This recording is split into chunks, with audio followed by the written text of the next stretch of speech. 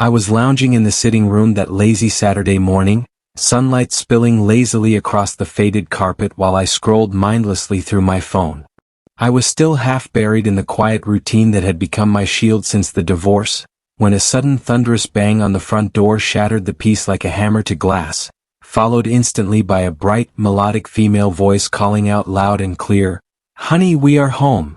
I froze, convinced I had misheard the words echoing through the hallway, my brain scrambling to convince itself that some stranger must have simply knocked on the wrong door by mistake, that this cheerful announcement couldn't possibly be meant for our broken little house, until my father's voice boomed from the kitchen without a trace of surprise. "Elijah, get the door and open up." My heart pounded with a confusion I couldn't name. I rose slowly, crossed the room on legs that suddenly felt unsteady, twisted the knob, and pulled the door wide open, only to stand there utterly stunned as if the ground had dropped out from beneath me. My literature lecturer, Miss Becky, stood right there on our doorstep, framed by the morning light with the biggest, warmest smile lighting up her face. She was surrounded by several suitcases stacked neatly beside her, her sleek car parked boldly right outside our house like it had always belonged there. She didn't hesitate for a second. She stepped straight past me with that familiar classroom confidence while saying a quick cheerful, "Hi, Elijah," as though this were the most normal thing in the world.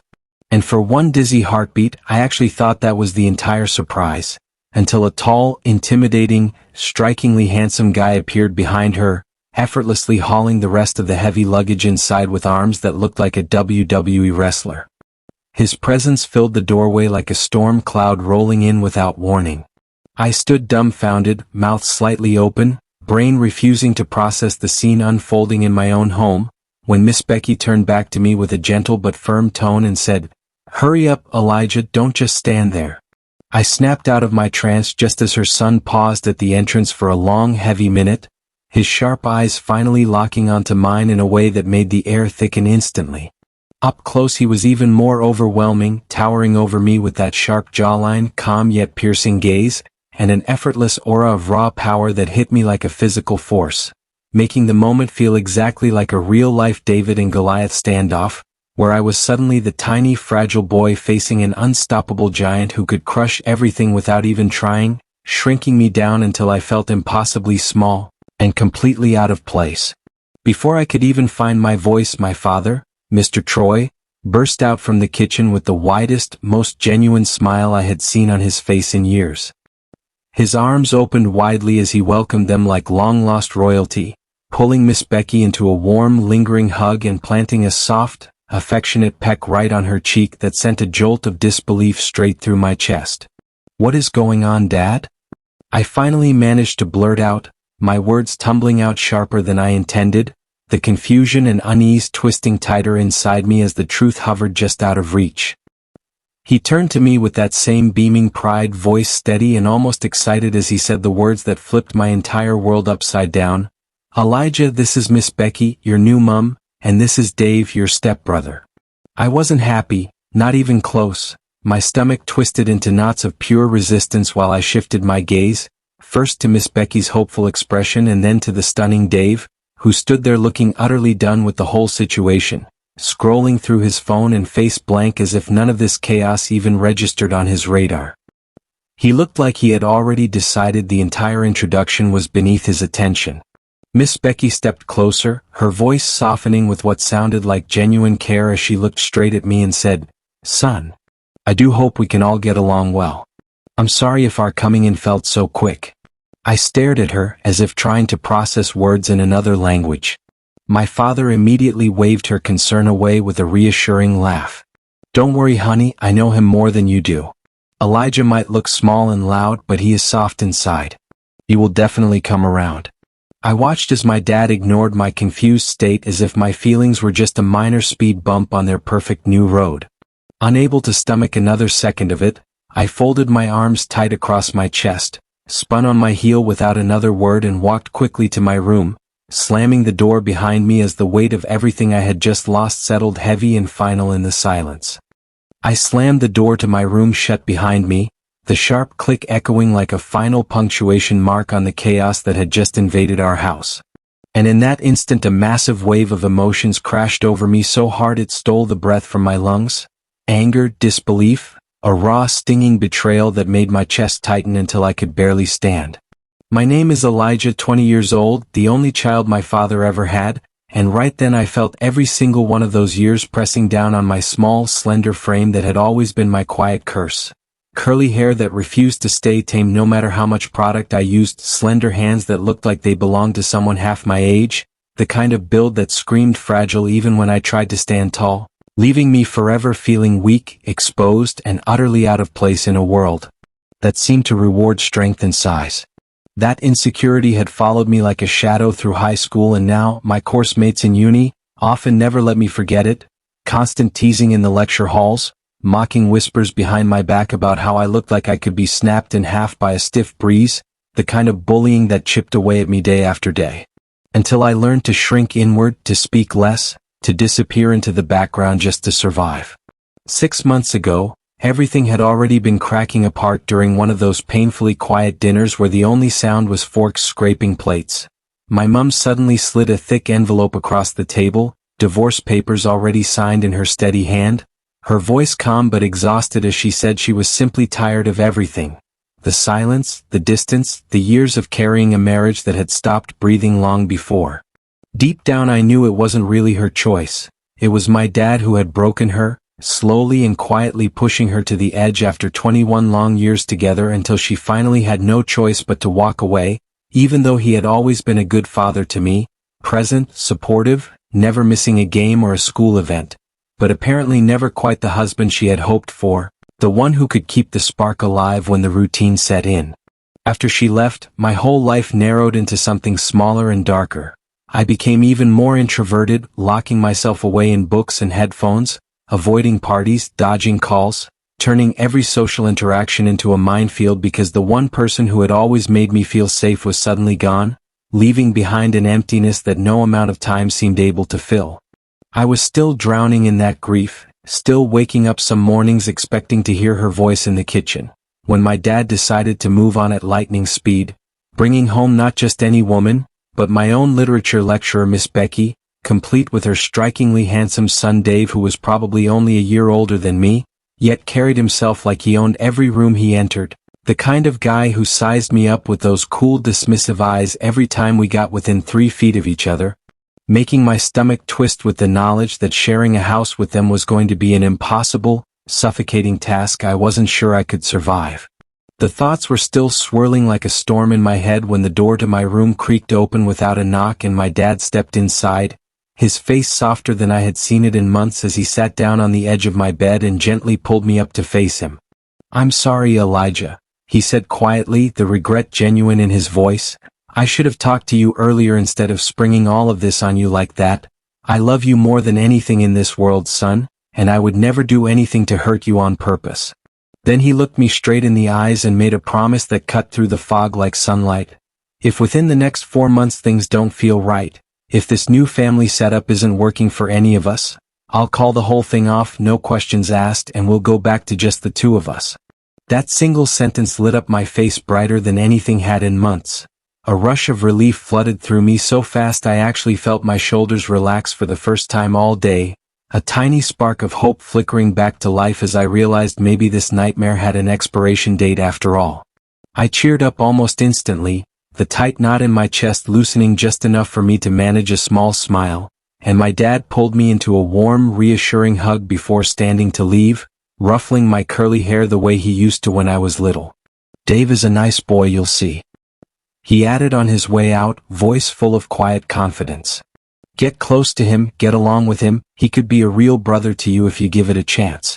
But as the door clicked shut behind him and I sank back onto my bed, staring at the ceiling while the weight of those words settled in, getting along with Dave already felt like the biggest problem of all, because something deep inside me whispered that the towering, ice-cold stranger now living under our roof was never going to see me as anything but the weak little stepbrother who didn't belong.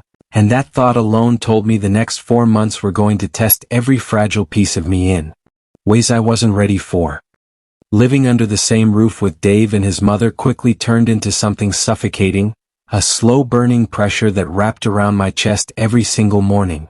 I woke up and remembered they were still here, turning what used to be my safe, quiet sanctuary into a minefield of awkward silences and unspoken judgments where every hallway felt narrower and every shared meal heavier than the last. Dave remained perfectly polite to everyone else, flashing that effortless half-smile at my father during breakfast, chatting casually with his mother about her day, even nodding respectfully when neighbors stopped by, but with me he acted as if I were background noise, a piece of furniture that happened to breathe. He never spoke to me directly, never let his eyes linger on mine for more than a passing second, and carried himself with this quiet, unshakable air of superiority that made it crystal clear he viewed me as beneath him, someone not even worth the energy of a real conversation. That invisible wall he built only sharpened every one of my insecurities, reminding me daily how small and insignificant I felt next to his towering confidence, until one ordinary evening when I stepped out of the bathroom fresh from a shower, wearing nothing but my boxers and no singlet. My curly hair was still damp and my slender frame completely exposed under the hallway light.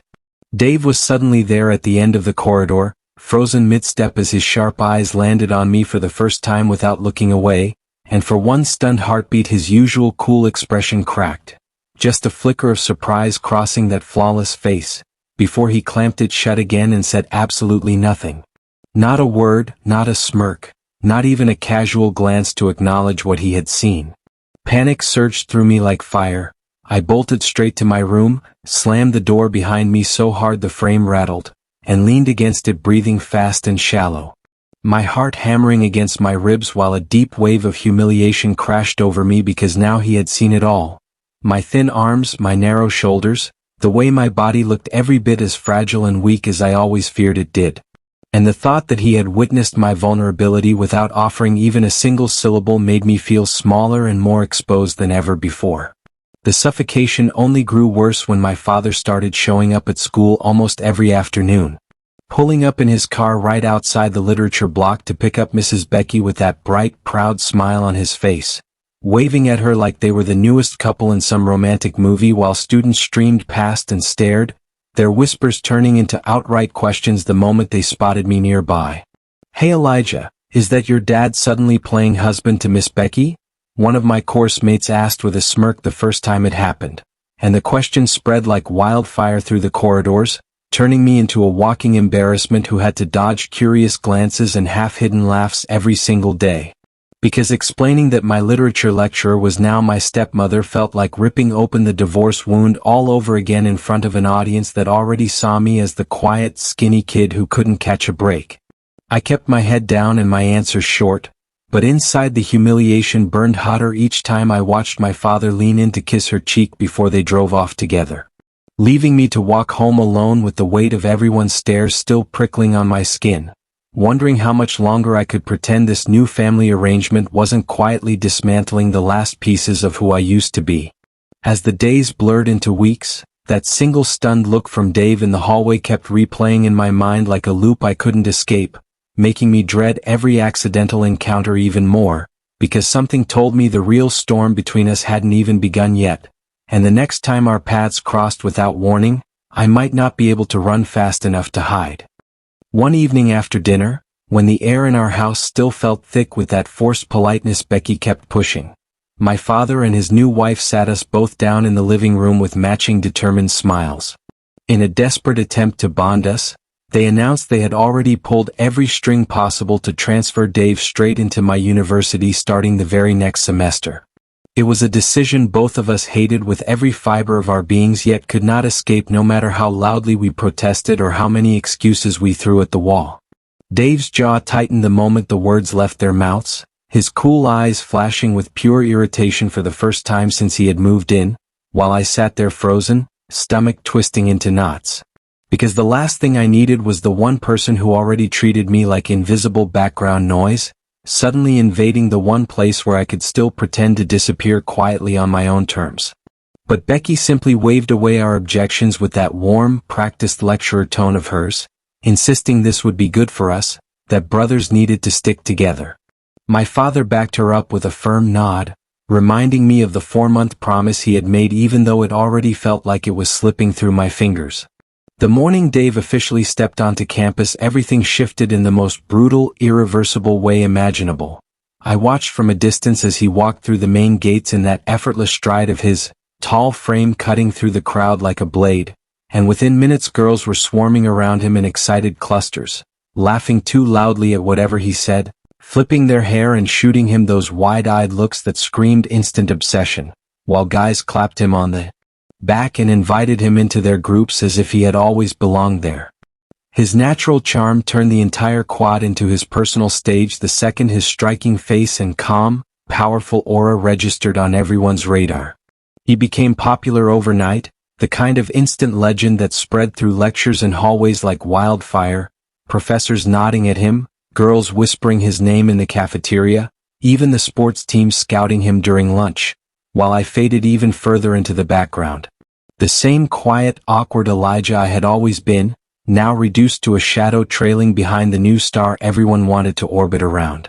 It didn't take long for the whispers to start spreading like poison through the campus grapevine when Miss Becky announced to her colleagues with her usual confidence that Dave is her son.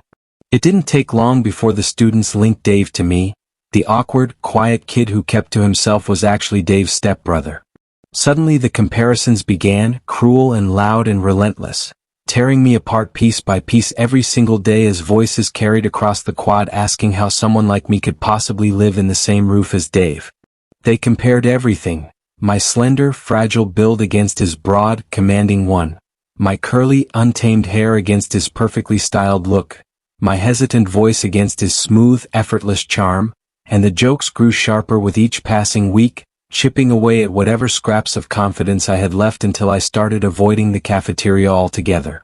Every time I walked past a group of students, stares would follow, making me feel smaller. I kept my head down, swallowed the humiliation, and told myself it would pass, that Dave's shine would eventually dim and I could breathe again.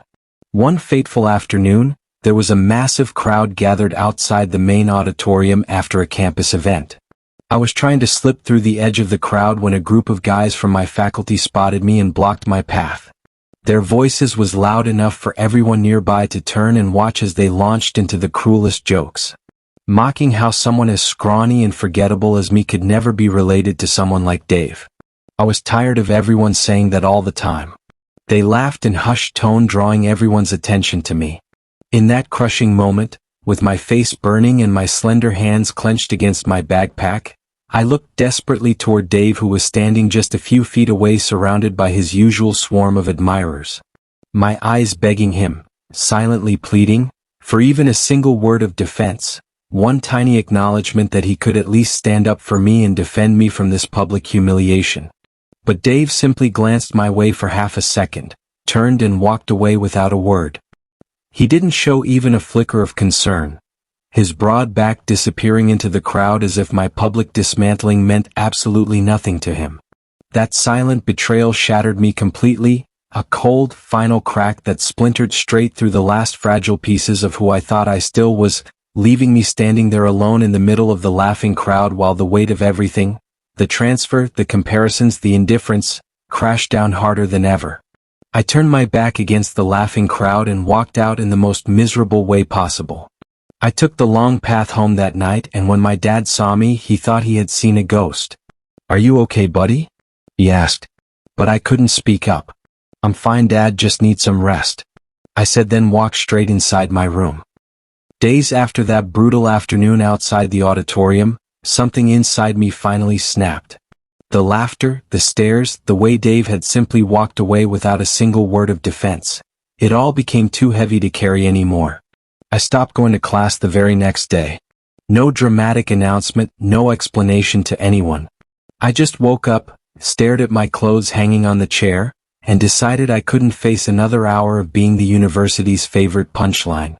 The bullying had already carved deep grooves into my confidence, but Dave's silent betrayal had poured salt straight into every wound. So I stayed home, locked in my room, scrolling through nothing and feeling the walls of our once quiet house close and tighter with every passing hour. My father noticed, of course. He knocked, he asked, he even tried the gentle, "we'll talk later" voice he used when he thought I was still the same boy who would eventually come around. Becky tried too, offering soft words about giving it time and how university stress was normal. But I gave them nothing. The truth was too ugly to say out loud. I was done being the weak, awkward son everyone compared to Dave and found lacking. Instead, I did what felt like the only escape left. I got a job. A simple delivery gig at a busy pizza place on the edge of town. Door-to-door deliveries. No lectures, no crowds, no Dave. Just me, a beat-up scooter, and the anonymity of dropping food at strangers' doors while the city blurred past. The pay was modest, the hours long, but for the first time in weeks I could breathe without feeling eyes on me, judging every inch of my slender frame. Weeks slipped by in a haze of exhaust fumes and ringing doorbells. I grew used to the rhythm, pick up the order, ride through traffic, smile politely, hand over the box, collect the tip. It wasn't glamorous, but it kept me out of the house and away from campus, and that was enough. Until one humid Thursday evening when fate decided to laugh in my face once more. I pulled up to a sleek modern house in one of the quieter upscale neighborhoods, the kind with manicured lawns and expensive cars. The order was a large pepperoni with extra cheese and 2 sides. I balanced the warm box on one arm, rang the doorbell, and waited, already mentally calculating my next stop. The door swung open, and the world tilted violently. Dave stood at the entrance, tall, imposing, effortlessly handsome even in casual house clothes. His sharp jawline caught the porch light as his calm eyes locked onto mine. For one long, frozen second we both just stared, the air between us crackling with shock and the collision of 2 worlds that were never supposed to touch. My heart slammed against my ribs so hard I was sure he could hear it. The pizza suddenly felt burning hot against my arm. Dave recovered first. Instead of concern, instead of surprise, instead of anything that might have hinted he cared even a little, he leaned casually against the doorframe and asked in that low, smooth voice of his, "So, you're delivering pizza now?" The question landed like a casual slap. "Why aren't you in school?" he asked in that cool, superior curiosity, as if my new reality was nothing more than mild entertainment. I swallowed the bitter lump of pride rising in my throat, forced my voice to stay steady and cold, and answered, "Yeah. Some of us actually have to work for a living." Before the silence could stretch any further, one of Dave's friends appeared behind him. A loud, grinning guy with messy hair and an energy that filled the doorway. He peered over Dave's shoulder at the pizza box, then at me, and asked with genuine curiosity, "Wait, you two know each other?" Dave barely glanced at his friend. He reached for the box, handed over the cash plus a generous tip I didn't want, and dismissed me with 4 simple, devastating words. "He's just someone I know." Dave responded flatly. He didn't say stepbrother, not even Elijah. Just someone. A nobody. A background character in his perfect life. The words cut deep, slicing straight through the last fragile shield I had left. I felt my face burn, felt my slender hands tighten around the empty delivery bag until my knuckles ached, but I refused to let it show. I took the money, muttered a flat thanks, turned on my heel and walked back to my scooter. As I rode away into the darkening evening, the city lights blurred through the sudden heat behind my eyes. I gripped the handlebars tighter and told myself I didn't care. But deep down I knew the truth. That single dismissive sentence had just made everything worse. Because now, even in the one place I thought I could hide, outside the walls of our shared house and far from campus, Dave had still found a way to remind me exactly where I stood in his world. And the worst part? A tiny, traitorous voice in the back of my mind kept whispering that no matter how far I tried to run, I would never truly escape him. That night I dragged myself home long after the city lights had softened into a hazy glow, my body exhausted from the endless deliveries and my mind still raw from the way Dave had casually sliced me open with 4 indifferent words, back at that sleek house on the hill. I barely spoke to anyone as I slipped through the front door, the house quiet except for the low hum of the television in the living room where my father and Miss Becky were probably pretending everything was fine. I headed straight for the bathroom when I finally stepped out, towel wrapped low around my hips. I caught my own reflection staring back at me under the dim overhead light, curly hair dripping, slender shoulders hunched, the same fragile frame that had become my daily reminder of everything I wasn't, and I let out a bitter, half-joking laugh that echoed off the tiles. God, I wish I had huge biceps and muscles right now, I muttered to myself, flexing my thin arms in the mirror with a sarcastic grin. Just enough to beat Dave up to a pulp for all the embarrassment he's cost me these past few months since he stormed into my life like he owned it. The words tasted good on my tongue, sharp and satisfying, so I kept going, voice dropping lower as the frustration I had bottled up all evening started spilling out. That arrogant, ice-cold jerk, acting like I'm nothing, walking away while they laughed at me in front of the whole campus, dismissing me like some random delivery guy even though we live under the same damn roof. I was halfway through swearing properly at him, fists clenched at my sides, when the bathroom door suddenly swung open than before, without a knock, and Dave himself stepped inside, catching me completely off guard in nothing but my towel. My heart slammed against my ribs like it wanted to escape. I heard someone swearing at me, he said, his voice low and even, those sharp eyes locking onto mine in the foggy mirror without a single flicker of surprise. Panic shot through me like electricity. I spun around, ready to bolt past him and lock myself in my room, but before I could take even one anxious step, Dave moved faster than I thought possible, his hand closing gently but firmly around my wrist and pulling me into the dim corner between the shower stall and the wall. Our faces were suddenly inches apart, the air between us thick and suffocating with a tension I had never felt before. His broad chest rising and falling steadily, my own breath coming quick and shallow, the faint scent of his cologne mixing with the steam still clinging to my skin. "Why did you stop going to school?" he demanded, his tone quieter now but edged with something I couldn't quite read, his calm gaze never leaving mine. I snapped back before I could stop myself, the words flying out hot and raw. "Why do you suddenly care, Dave?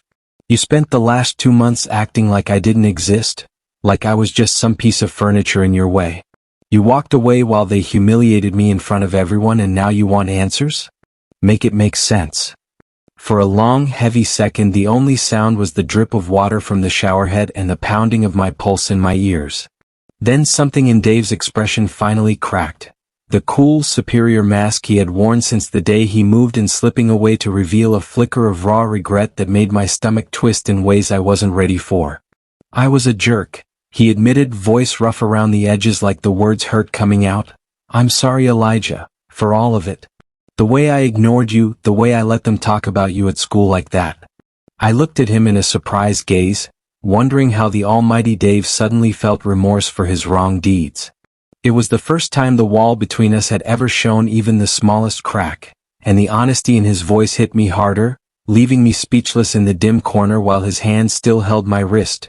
Not tight enough to trap, just enough to keep me there. Dave exhaled slowly, his breath brushing warm across my cheek, and for the first time since he had entered my life he looked almost vulnerable as he asked, "Can you just give me a few minutes to explain? Really listening ears, no interruptions. I need to tell you why I've been avoiding you all this while, because it's not what you think, and if you still hate me after that, I'll stay out of your way for good." The tension hummed between us like a live wire.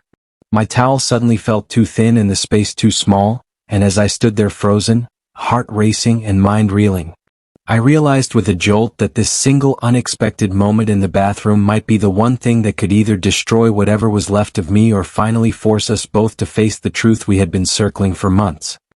Dave's breath was still warm against my cheek in that dim bathroom corner, our faces so close I could see the faint shadows under his eyes that I had never noticed before, and for the first time since he had stormed into my life he didn't look like the untouchable giant who had made me feel invisible. He looked like someone carrying weight I hadn't seen. "Actually, I wasn't happy that my mom remarried," he said quietly, his voice low and rough like it cost him something to admit it, his hand still gently holding my wrist so I couldn't pull away even if I wanted to. "I lost my dad a year earlier, sudden heart attack, gone just like that, and everything after that felt like I was drowning underwater while the world kept moving above me. I shut down, stopped talking to people, barely left my room for months because the pain was too loud and nothing anyone said could touch it." He paused, swallowing hard, and I stood there frozen in my towel, heart still racing, suddenly realizing I had never once asked what his side of the story even was. "Then my mum decided to remarry and I hated it at first," Dave continued, eyes never leaving mine. "I hated the idea of some new guy stepping into the space my dad left empty, hated that she was trying to move on when I still couldn't breathe without feeling guilty about it, But I had to let her get her thing, Elijah. I had to because my dad's family. They're like tigers, ruthless and hungry for every last piece of what he left behind. They accused my mother of being an illegitimate wife, called me an illegitimate son right to our faces even though my parents were married for 20 years, and they tried to strip us of everything, money, properties, dignity, until we were left with almost nothing despite how rich my late dad actually was. The words landed heavy between us, cracking open everything I thought I knew about the cold, superior guy who had ignored me for 6 straight months, and suddenly I understood with a sharp, painful clarity that everyone really does carry their own hidden battles, that I had been judging a book by its cover without ever reading the first page, and the shame of it hit me harder than any bully's laugh ever had. Dave's grip on my wrist softened but didn't let go as he kept going, voice steadier now. So yeah, I built a wall, ignored you, acted like you weren't there, because letting anyone knew and felt like betraying my dad all over again, and I was too busy protecting what was left of my mum to see how much I was hurting you in the process. But that was wrong. I was a jerk and I'm sorry. He took a slow breath, then looked at me with something almost vulnerable in those sharp eyes. If you go back to school tomorrow, I promise I'll treat you better. No more ignoring, no more walking away. I'll stand by you, for real this time. I didn't know what to say, my throat too tight and my mind spinning with the weight of everything he had just laid bare, so I simply nodded once, the smallest movement, and felt the tension in the air finally begin to ease like steam finally escaping a pressure cooker. The next morning I woke up before my alarm, something I hadn't done in weeks, pulled on my uniform with hands that didn't shake for once, and walked back onto campus beside Dave like the world had quietly tilted back into place while I slept. Everything began to change the moment we stepped through the gates together. Girls still glanced his way, guys still nodded at him with that instant respect. But this time Dave didn't let me fade into the background. He walked right next to me, shoulder brushing mine, and when the same group of bullies from the auditorium spotted us and started their usual smirks, Dave shut them down with one calm, cutting sentence. Got a problem with my stepbrother? Because if you do, you can take it up with me. He said, voice low but carrying across the quad like a warning bell, his tall frame stepping slightly in front of me so they had to look up at him instead. The laughter died instantly, phones slipped back into pockets, and the crowd scattered faster than I had ever seen, leaving me standing there stunned while Dave turned to me with the smallest half smile I had ever seen on his face. Later in the cafeteria he bought me lunch without asking, sliding a tray across the table with my favorite drink on the side, and sat down right there in the middle of the busy room, ignoring the whispers that still floated around us. You don't have to do this, I muttered, poking at the food, still half waiting for the old cold Dave to reappear. I know, he replied easily, leaning back in his chair like he belonged anywhere he chose to sit, but I want to. And from now on we eat together, every day. No more hiding in stairwells. By afternoon the shift was impossible to miss. Dave openly stood by me in the hallways, walked me to my literature class where his mother, my stepmom, gave us both a surprised but pleased nod, and even shut down one last stray comment from a guy in the back row with nothing more than a single raised eyebrow and a quiet, not today. For the first time in months I didn't feel small. I didn't feel like the weak link everyone compared and discarded. Instead I felt seen, not as the skinny stepbrother, not as the delivery guy, but as Elijah, the one Dave had finally decided was worth protecting. And as we left campus side by side that evening, the sun dipping low and casting long shadows across the grass, I caught myself wondering how long this new version of us would last. Because something deep inside told me the wall between us wasn't just cracked anymore, it was starting to come down completely, and I wasn't sure either of us was ready for what lay on the other side. One quiet evening while we were alone in the living room pretending to watch television, Dave suddenly pulled 2 sleek movie tickets from his pocket and held them out to me with that half smile that now made my stomach flip in ways I couldn't ignore. 2 tickets for tomorrow night, he said, voice low and casual like it was the most ordinary thing in the world. Just you and me, no parents, no campus, no one else watching. I thought maybe we could get out of here for a few hours. I stared at the tickets, heart already racing, and before I could overthink it I nodded, mumbling something about it sounding fine, even though every nerve in my body screamed that this was crossing a line we had only just begun to draw. The theater was dimly lit and half empty when we slipped into our seats near the back, the kind of quiet corner where the rest of the world felt miles away, and from the moment the lights went down Dave sat so close that our shoulders brushed and our hands accidentally touched on the shared armrest, sending sparks straight up my arm. Every quiet moment stretched dangerously intimate. His knee pressing lightly against mine, the warmth of his body radiating through the thin space between us. The way his fingers lingered a second longer than necessary whenever our hands met again, and I sat there frozen, breath shallow, wondering if he could hear how loudly my pulse was hammering. When we stepped out into the cool night air, Dave walked me all the way to the front door of our house without saying much, but right there on the darkened porch, under the soft glow of the single overhead light, he turned to me, leaned in slowly and pressed the softest, warmest peck against my cheek, his lips brushing my skin like a secret he couldn't hold back any longer. "Good night, Elijah," he whispered, then rushed inside and straight up to his room before I could even react, leaving me standing there stunned. One hand pressed to the spot where his mouth had been, my entire body buzzing while questions flooded my mind and kept me wide awake until the early hours, staring at the ceiling and replaying that single gentle kiss. The next day he didn't wait for the right moment or ease into it. He cornered me in the hallway after school, his tall frame blocking the path so I couldn't slip away, and asked the question straight and unflinching. "Do you like me, Elijah?" I froze, cheeks burning, nerves twisting into knots, but the honesty I had been swallowing for weeks finally broke free. "Yes, I do," I admitted, voice barely above a whisper. "But we can never be anything, Dave. We're stepbrothers now, and this is already too messed up." He silenced me instantly, stepping closer until our faces were inches apart again, his calm eyes locking onto mine with an intensity that made my knees weak. "We share no blood, Elijah," he said firmly, voice low and certain. "Not a single drop, and what we feel is real whether our parents forced this marriage on us or not. Stop pretending it isn't." From that moment our bond deepened in ways that felt both terrifying and inevitable. Late-night talks in his room turned into confessions where we both admitted how much we resented our parents' rushed marriage, me for the way it had shattered the fragile peace I was still trying to rebuild after my mum left, and Dave for the way it had forced him to watch his mother try to replace the father he still mourned.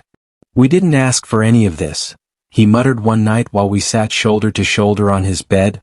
"They just decided for us like we were pieces on a board."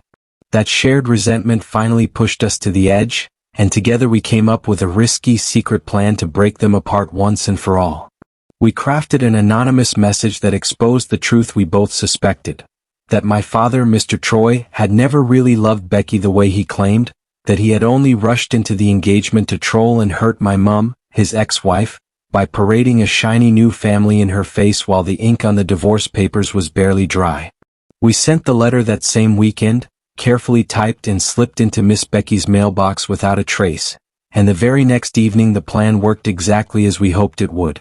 She read the message at the dinner table, her face tightening with annoyance that quickly flared into open tension as she slid the paper across to my father, voice sharp and trembling. "Is this true, Troy?" she demanded, eyes flashing with hurt and betrayal. "You only got engaged to me to get back at your ex? After everything I left behind for you?" My father tried to brush it off at first, laughing nervously and reaching for her hand, but the damage was already spreading like cracks through ice. "Becky, come on, it's just some jealous nonsense from someone who doesn't know us," he insisted, but his voice lacked the usual confidence, and when she pulled away, standing up from the table with tears she refused to let fall, the argument exploded right there in front of us. "You promised me a fresh start," she shot back, voice rising, "not a revenge plot against your past. I uprooted my son, my life, everything, for what? A man who's still playing games with his ex." The fight stretched long into the night, doors slamming, voices carrying through the walls, until the tension that had been simmering for months finally snapped and their relationship collapsed in a single devastating evening. Miss Becky packed her bags, exclaiming that it was over between them. My father sat alone at the kitchen table looking smaller than I had ever seen him, the forced fairy tale family they had tried to build crumbling into pieces right before our eyes. Dave and I stood together in the hallway afterward, listening to the silence that finally fell over the house, and for the first time in months a strange, freeing lightness settled in my chest. Dave reached over and laced his fingers through mine, whispering a goodbye. I smiled at him, realizing the risky plan we had set in motion had done more than break our parents' marriage. It had finally given us the room to figure out what we could become now that no one was forcing us to pretend anymore. Dave left with every of his belongings, but he promised that we would always be in touch in school and other conducive places. Life was finally peaceful. The weeks that followed the collapse of our parents' marriage felt like stepping out of a long, suffocating storm into clear, quiet air. With Miss Becky gone and my father retreating into his own regretful silence, the house no longer echoed with forced politeness or heavy expectations. For the first time in what felt like forever, I could breathe without measuring myself against someone else's shadow. I began my journey of self-growth the very next Monday. I found a counselor through the university's free services, someone kind and patient who didn't flinch when I poured out every insecurity, every cruel joke, every moment I had felt small and unworthy. Session after session, she helped me peel back the layers of shame I had carried since the divorce, teaching me how to embrace the body I once hated. The slender frame, the curly hair that refused to behave, the quiet voice that had always been more strength than weakness. Slowly, painfully, beautifully, I started to rebuild my confidence from the inside out. I learned to stand taller, to speak without apologizing for taking up space, to see my worth as something that had never depended on Dave's approval or my father's new life. With the money I had saved from those long pizza delivery nights, I began to upgrade myself in small but meaningful ways. I bought clothes that actually fit my frame, fitted shirts, jeans that made me feel put together rather than hidden. I practiced better posture in front of the mirror until it became natural, and even invested in a simple cologne that made me feel like the version of Elijah I was becoming rather than the one I had been hiding. The transformation wasn't just outward. Inside, something steadier and brighter took root. I walked onto campus with my head held high, answered questions in class without shrinking, and discovered that people started seeing me differently, not as the awkward stepbrother anymore but as someone worth knowing. Dave changed too, in the gentlest, most surprising ways. The once cold, untouchable giant became softer towards me. When he finally asked me to date him, I accepted. He became more caring, as if letting the wall between us crumble had unlocked a part of him he had kept guarded since losing his father. We spent nearly every free moment together, hanging out after lectures, wandering through the city streets, sharing late-night talks that turned into easy laughter and playful teasing. He would steal my fries and dodge when I tried to steal them back, call me Curly, in that warm, affectionate tone that made my chest flutter. He listened when I talked about my counseling sessions or the days I still felt the old insecurities creeping in. One golden evening, while we were walking together from the grocery shop, carrying bags of snacks for a movie night, we wandered into the small park across the street and sat on the grass under the open sky, the stars just beginning to prick through the fading twilight. The air was cool and sweet with the scent of night-blooming flowers. Dave set the bags aside, turned to me with that familiar half-smile that now held so much more, and gently cupped my face with one hand. "You've changed, Elijah," he murmured, thumb brushing softly over my cheek. "Not just the clothes or the hair. You've glow up and I can't stop looking." My heart swelled until it felt too big for my chest. I leaned in and our lips met in a soft, meaningful kiss. Slow and tender, full of everything we had fought through to reach this moment. The world around us faded until there was only the warmth of his mouth, the steady beat of his heart. We had found love in the most unexpected, messy, beautiful place. Stepbrothers by forced circumstance, soulmates by choice. I had become a better version of myself, while Dave had become gentler, more open, the kind of partner who showed up every single day. Together, he saw me off to my house and left with a smile on his face. Our story wasn't perfect, but it shaped us into the best versions of ourselves. If you enjoyed this story, please like the video, leave a comment and don't forget to subscribe for more interesting BL stories. Thanks for watching, see you next time.